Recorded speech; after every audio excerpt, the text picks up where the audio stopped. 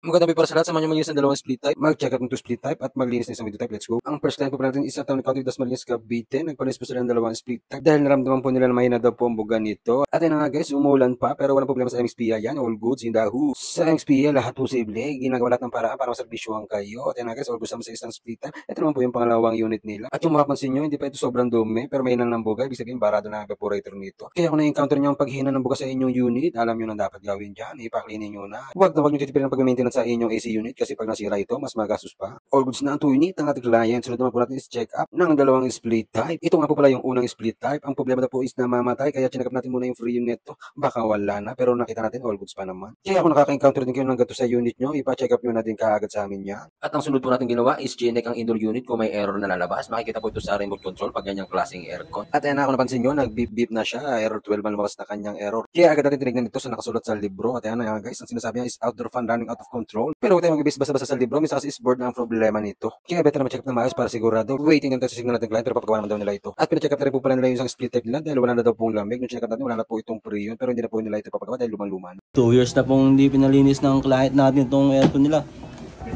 Ano pong nangyari? At pagkatapos natin mag-check up, ito na po yung last client natin ng ating kumpanya si Kuya Da. At kung narinig nyo, 2 years na po hindi nalinis ng kanilang unit pero ang totoo is 3 years na po. Kaya nakita nyo naman po yung dumi. Ayan po. May-ari oh. At ipakita na kagad natin yung before and after. Ayan guys, brand new na ulit siya. Looks like a new. 25 lang, malamig na malamig na. Bagong-bago. Sabi na Kuya Da, after 3 years na naman po ulit ito ipapalinis. Natapos na naman ang buong araw na mapayapa. Kaya kung nagkaroon ng aircon services, so na stoppage namin. And also, we are selling brand new units. Muli, maraming salamat po sa lahat ng titiwala. Maraming magpatuloy po po ang pagsuporta sa amin. God bless po.